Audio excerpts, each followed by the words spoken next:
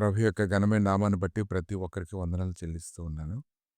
ఈ ఉదయకాలాన్ని ఆయన మహా సన్నిధిని బట్టి స్తుతిస్తూ ఉన్నాను. కీర్తనల గ్రంథము 42 అధ్యాయం 8 వచనం. ఆయనను పగటివేళ యెహోవా తన కృప కలుగని ఆజ్ఞాపించును. రాత్రివేళ ఆయనను గూర్చిన కీర్తనయు, నా జీవదాత అయిన దేవుని గూర్చిన ప్రార్థనయు నాకు తోడుగా ఉండును. అతడు ఎవరితో చెప్తూ ఉన్నాడు? బహుశా అతను తన ప్రాణంతో చెప్పుకుంటూ ఉండొచ్చు. ఈరోజు సర్వశక్తిమంతుడైన జీవం కలిగినటువంటి దేవుని సన్నిధిలో ఆయన యొక్క మాటలు ధ్యానించినట్లయితే అది మనకెంతో బలము. కీర్తన గ్రంథము 42 అధ్యాయము 1 నుంచి కొన్ని వచనాలు చూసినట్లయితే, దుప్పి నీటి వాగుల కొరకు ఆశపడినట్లు దేవా, నీ కొరకు నా ప్రాణం ఆశపడుచున్నది. నా ప్రాణము దేవుని కొరకు తృష్ణగొనుచున్నది. జీవం గల దేవుని కొరకు తృష్ణగొనుచున్నది.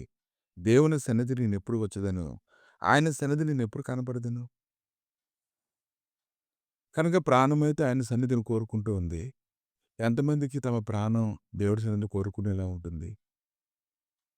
ఆయన గురించి బాగా ఎరిగినప్పుడు మాత్రమే మన ప్రాణము ఆయనతో మాట్లాడాలనిపిస్తుంది. మనల్ని మనం బలపరుచుకోవాలనిపిస్తుంది.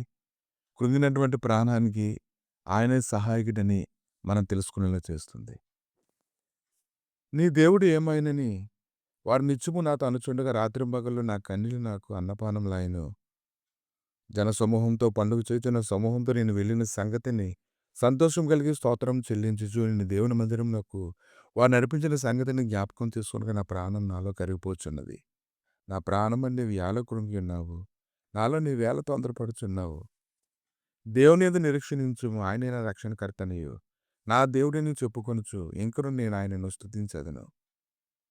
కనుక ఎలాంటి పరిస్థితులు ఎదురైనప్పుడు కూడా భక్తుడు ఒకటే చెప్తూ ఉన్నాడు. తన ప్రాణం ఎంతగా కృంగిపోయినప్పటికీ దాన్ని అతడు బలపరుచుకుంటూ ఉన్నాడు.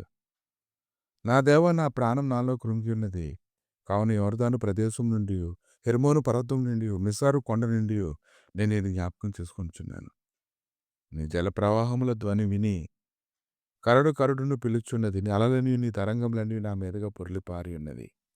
అయినను పగటివేళ యెహోవా తన కృప కలుగని ఆజ్ఞాపించును. రాత్రివేళ ఆయన గురించిన కీర్తనయు, నా జీవనదాత అయిన దేవుని గురించిన ప్రార్థన నాకు తోడుగా ఉండును. కనుక అతను దేవుడితో మాట్లాడుతుంటే అతనికి బలం వస్తుంది. నెమ్మదితో నింపబడుతూ ఉన్నాడు. కనుక తన ప్రార్థన దేవుడు ఆలకిస్తాడని అతను మాట్లాడుతున్నాడు. అయినా అతను చెప్తూ ఉన్నాడు, కావున నీవేళ నన్ను మరిచి ఉన్నావు. శత్రుబాధ్యత నేను దుఃఖక్రాంతుడై సంచరించవలసి వచ్చినేమని నా ఆశ్రయదుర్గమైన నా దేవునితో నేను మనవి చేయుచున్నాను. నీ దేవుడు ఏమైనను నా శత్రువులు దినమెల్లా అడుగుచున్నారు. వారు తమ దూషణల చేత నా ఎముకలు విరుచున్నారు. నా ప్రాణమా, నీవేళ కృంగి ఉన్నావు. నాలో నీవేళ తొందరపడుచున్నావు. దేవుని యందు నిరీక్షణించుము. ఆయనే నా రక్షణకర్త అయిన నా దేవుడు. ఇంకనూ నేను ఆయన స్తుతించెదను. అతడు పట్టుదలగా అతనైతే మాత్రం ఆయన దేవుని విడిచిపెట్టడం లేదు. తన విమోచకుడని, తన బలవంతుడని, తన ఆశ్రయదుర్గమనిటువంటి దేవుడు ఖచ్చితంగా తనకు సహాయం చేస్తాడని ఎంతో నెమ్మదితో ఉన్నాడు. అతను ఎంతగానో స్తుతిస్తూ ఉన్నాడు. ఈ యొక్క కీర్తన గాని ఉదయకాలను మనం ధ్యానించినట్లయితే, ఎవరికైతే తమ ప్రాణం విసుగుపోయిందో, బలహీనపడిపోయిందో, కలవరంతో ఉందో, దాంతో మీరు చెప్పండి. ఈ కీర్తన ఎక్కువ సార్లు చదవండి. అప్పుడు మీ ప్రాణానికి నెమ్మది కలుగుతుంది. మీకు నెమ్మది కలుగుతుంది. దేవుడు శాశ్వతమైన సమాధానంతో నీ ప్రతి పరిస్థితిలో కలుగజేసుకొని నిన్ను బలపరచునుగాక. ప్రభువా, ఈ ఉదయకాలాన్ని తండ్రి నీ గాయపడిన హస్తాలకు అప్పగించి స్తుతిస్తుండగా, నాయన నువ్వు గొప్ప కార్యం జరిగిస్తున్నందుకు నీకు స్తోత్రం తండ్రి.